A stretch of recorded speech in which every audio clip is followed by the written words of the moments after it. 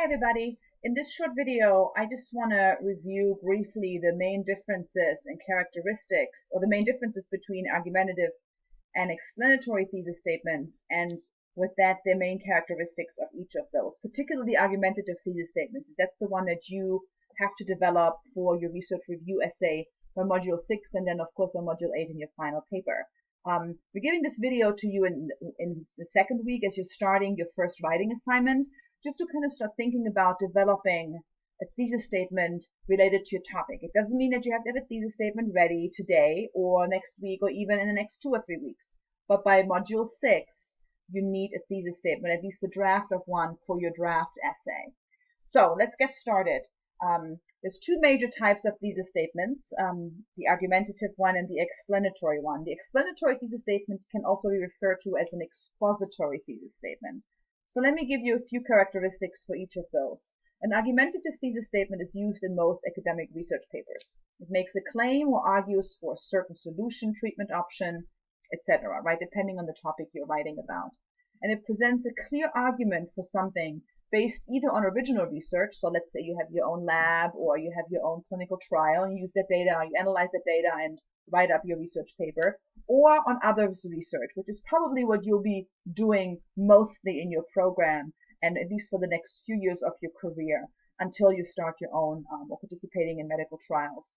So if you write a research paper based on other people's research, you're going to use what others have found based on their original research. So that's an argumentative thesis statement. It argues for a point, it presents an opinion, quote unquote, an argument for or against something.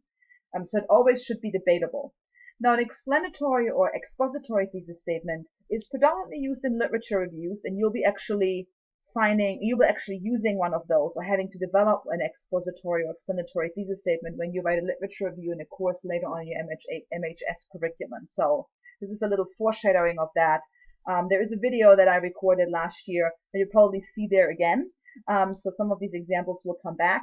So we are trying to give this to you at a couple of times in your time with us, so you really learn how to master writing different types of thesis statements. It's a very useful skill. So an explanatory thesis statement, again, is used in literature reviews, and it summarizes and synthesizes arguments that others have made in their research. So very different, almost kind of like a quote-unquote neutral position. So let me give you an example from argumentative thesis statement that argues for a position or presents quote-unquote an opinion. Research shows that nutritional changes in patients diagnosed with congestive heart failure yield the most successful results in treating this disease. And the key here is yield the most successful results, right? That is a value judgment, so to speak. Or I'm arguing that this is really the most effective based on the research. Maybe there are some articles who say it's not as effective, but in my evaluation from all the research, that's what I have found. And so hence my argument that nutritional changes in patients diagnosed with congestive heart failure, those people do best in terms of treating their disease when they change their nutrition.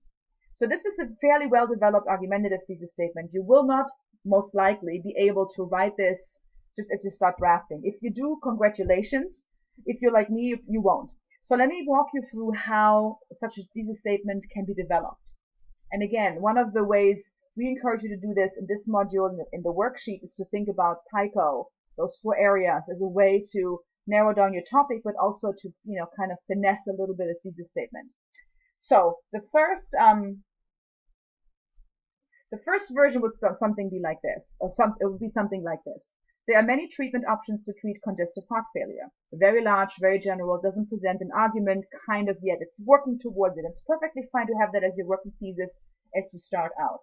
Second version gets more specific. Treatment options that address nutrition and well-being for patients with congestive heart failure are more successful than others.